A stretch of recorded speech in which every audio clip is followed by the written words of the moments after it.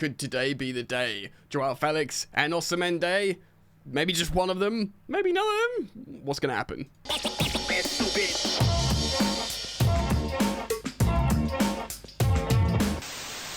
Namaste, dear sweet friends. Welcome back to Football Therapy with me, your host Jan.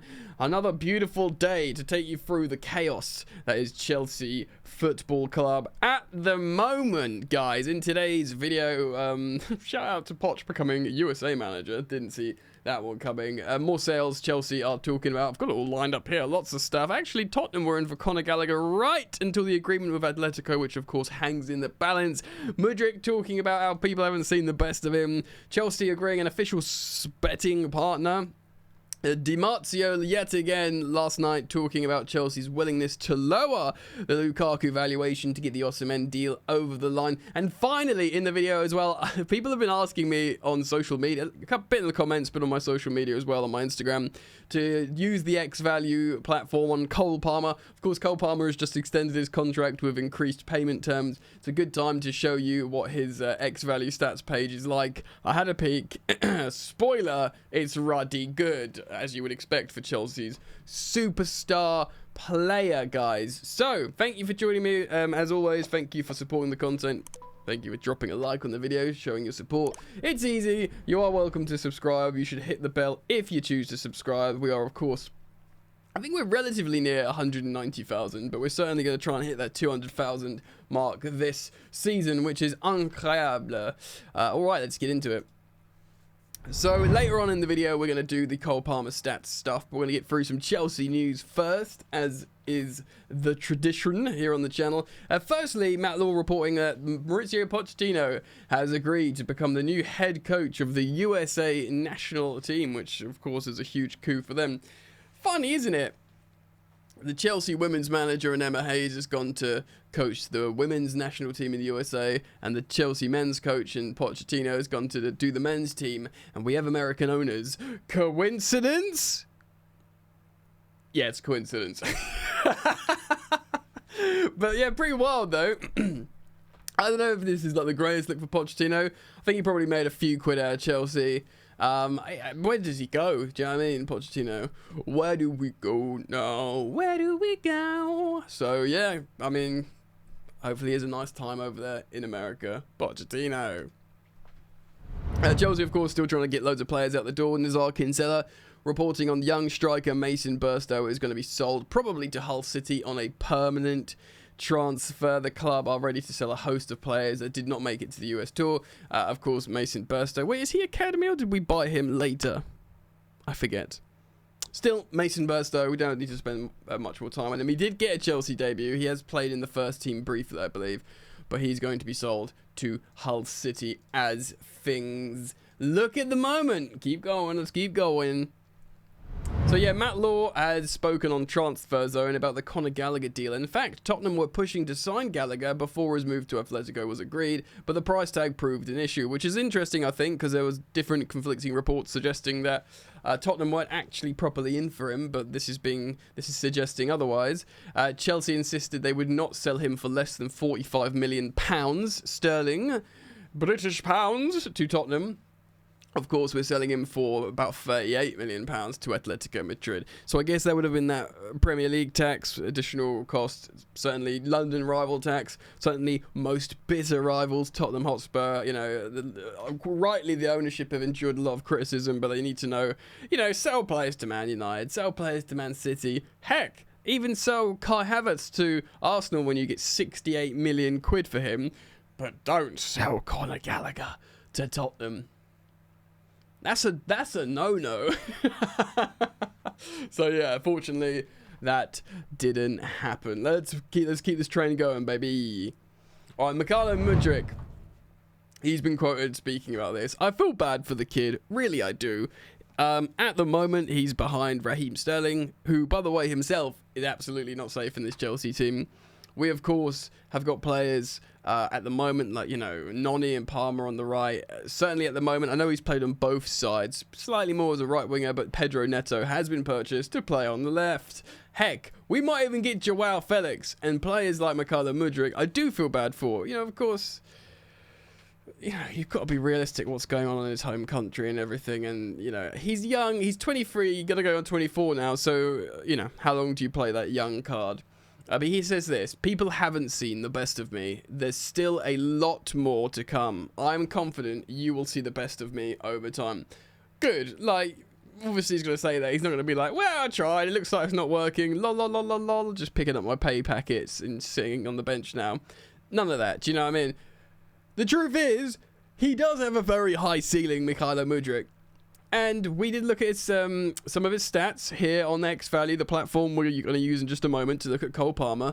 And he was very impressive in terms of how he was profiled. He's very good in getting involved in attacks. It's just final decision making and execution that's poor. He is very fast. When he's feeling confident, he's a very good winger. When he's confident, his offensive improvisation can be very good. When he took that ball off Gallagher and scored that wonder goal and whatever, like, there's a player in there, but I don't think many people are doubting that. I think what people are doubting is, can he, like, just hang out for a bit? Do you know what I mean? Like, is he there to stay for long periods of time? And, like I said, when you're that age now, it's not like you're an 18-year-old, 19-year-old. Footballers are getting younger, aren't they? I don't know. I'd love for it to work out. He's obviously on sort of affordable wages. Chelsea would not want to sell him purely because there'd be such gargantuan financial losses and asset depreciation. So they wouldn't want to do that. Raz would be the first to go, I think, but even he's not being touted for sale at the moment, if we are to believe reports. Does anyone still believe in Mudryk? I know he's lost the streets, and we did a poll here, and it was like 75% said no. But if anyone does still believe in Mudryk, comment down below. I'm not saying he's screwed, but like, it's his third. I know he came halfway, but it's his third season at Chelsea. I don't know, man. So yes, M Sport are proud to announce that they are now the official betting partner of Chelsea Football Club in Africa. This is done on their social media at M Sport Official. Join us as we bring you closer to the Blues, exclusive content, special promotions, and much more. Of course, Chelsea will always task the new ownership, Chris Jurasek, the new CEO, maximize Chelsea's financial revenue streams. Of course, it's banned to have a betting partner as a front of shirt sponsor now after this season or this season starting, which is, I think it might be next season, which is good. Like, there's betting sponsors all around football. I just don't think they should be main sponsors. I don't think they should be sponsors at all, but while people are doing it, Chelsea are doing it. It's an additional revenue stream, and they are now partnered with M Sport Official as the official betting partner in Africa. All right, what's going on with Lukaku? Yet again, guys, the Italian journalist that's following this most closely from the Lukaku side is, of course, Gianluca Di Marzio, and he says the current situation between the club and the Blues. So he's giving you an update with Chelsea and Lukaku, and of course we are locked in negotiations with Napoli because they want Lukaku. The priority is them getting our striker, and we're seeing if Osimhen is possible going the other way. Of course, the big problem with Osimhen is his wages. Probably not the actual transfer at this point. Of course, we reacted yesterday to the story of, Lukaku, some money, and maybe Cesare Casadei for Osimhen. It's the wages. But Di Marzio writes this on his website. Napoli does not give up on Lukaku, and nor should I expect them to either with Conte at the helm. Today, Wednesday the 14th, which is yesterday evening at time of recording, was a positive day for negotiations between Chelsea and Napoli. In fact, they showed for the first time less rigidity in asking Napoli to pay the full 43 million euro clause. So for the first time in negotiations, Chelsea Football Club said to Napoli, all right, we'll show a little wiggle room here, but we'll see how much, of course. According to the latest news, Chelsea, for the first time, are willing to sell Lukaku for a lower fee, as reported by our editorial team. Napoli has offered the English club a fee of 25 plus 5 in the coming days. See, that's too little, isn't it? 25 plus 5 in bonuses. So an initial fee of 25 million when we wanted 43 million as a fixed fee. It's 20 million less, bro. Do you know what I mean? Like, it's a massive, massive chasm. I wonder if we would accept 30 flat with 5 in bonuses, personally. as a valuation in a deal of maybe Osimhen. Where? It's so tough to see. I don't know which I see more lightly at the moment, Osimhen or Joao Felix. It's kind of tough to see either of them, even though both situations in Napoli and Atletico really demand it almost to happen, because they need Joao out the door, or Samuel with Joao, so they can buy Connor, and they really want Connor. Simeone's been on the phone to Gallagher saying, we want you, we're going to sort this out. And similarly, Conte's desperate for Lukaku. He's agreed a contract. We want you. But, someone's got to blink, bro. Do you know what I mean? Anyway, let me know what you think about this story. As always, we will keep you... there'll be developments today, absolutely. Certainly the 15th of August. It's 10:35 a.m. at time of recording. There'll be developments in the story throughout the day. But yes, like I said, you guys have been speaking about Cole Palmer and the X-Value stuff. We've obviously been using this platform that I've registered for to look at Chelsea players and compare players and stuff like that. One player we hadn't brought up is Cole Palmer, just because we know he's good, but people were asking me about it, so I want to show you now. And of course he signed a new deal, so it's relevant. So here we go. Here he is, young Cole Palmer, as you can see. He's 22 years old. He's left-footed, and he's quite tall, actually. He's deceptively tall, 182, attacking midfielder. Now, interestingly, if you look at player functions here on the left-hand side, he is absolutely split up comfortably. He's a chance creator, just over 59%, and he's a one-to-one explorer, which is kind of like, your Noni Madueke's, your Raheem Sterling's, but he's a good chunk of that, but more so he's a creative player. And boy howdy, boys and girls, we know he's a goal scorer. So he's really well balanced. As you can see here, his spider chart. Passes immaculate, assisting immaculate, shooting very strong, carries very strong, and yeah, recoveries and aerials are the two things you don't expect him to do. In terms of his heat map, he's played lots and lots on the right last campaign. This represents last campaign. Even when he plays in the middle, he's sort of playing in that right hand pocket. He won't go like up here like Noni Madueke does, like proper chalk on your boots, byline, dribble in or cut back. He wants to come inside, create and pass. We know that about Cole. So let's take a look at his advanced stats up here. I'm just going to switch over now.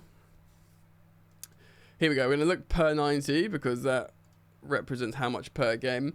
This is one of the most balanced polar charts I have ever seen on this platform. That is so much blue. His expected assists, his non-penalty expected goals, his passes, and even that's really strong. Passes into the final third, one dribbles, successful cutbacks, which is still all of this. Sometimes you get like a couple of these, like maybe up to here, and the rest are really low. This guy is one of the most complete players. He's being his smart ranking panel has got him next to the likes of De Bruyne and Odegaard and stuff like that in terms of player style. Per 90, guys, these are all going to be very strong. As an attacking creative midfielder / winger, he's still in the top 3% for expected goals. He's in the top 13% for non-penalty. Of course, he scored a bunch of goals as well, penalties, but he's still very offensive. For a creative attacking midfielder, he scores lots of open play goals. And by the way, important open play goals and worldies as well. Chance creation, absolutely insane. He's in the top 3% for expected assists. Top 2% for open play expected assists, though. So that's like not corners, not free kicks, getting assists for those. It's open play, just being creative. And expected offensive value added, again, top 3% for the recently turned 22-year-old. We are talking about an absolute superstar here. Now, his progression, like his chance creation, like his goal scoring, are very high. Expected threat is top 3%, and from passes, top 3%, and from carries, which is dribbling, is top 10%. This kid is absolutely sensational. So yeah, I did want to show you guys. I mean, that that polar chart alone, that just shows you how balanced he is in every single useful metric as an attacker. He is like one of the best players in the world at the moment. I mean, you can talk about, there was a Super Cup yesterday, like Mbappe, and Mbappe's amazing at transitions, running into the final third, goal scoring. But, there's stuff that Cole Palmer is better at than Mbappe. Do you know what I mean? Like, he is so balanced. He's really young still, and he's just going to get better. I saw some criticism in the media of Chelsea extending his contract to 2033. You can all do one, mate. Like, even if he becomes half the player he is now, I'd still have him on 120k a week, which he's on for the next 9 years. So I think it's excellent business. Let me know what you guys think, of course. Guys, keep it locked. I will keep you updated with all the stories and transfers. Joao Felix, Osimhen, Gallagher. More outgoings. Who knows? Potentially a shock incoming. You know what Chelsea's like. So do keep it locked. If you do subscribe, hit the bell. I'll thank you for liking the video. And I'll hope to see you back here very, very soon. Peace.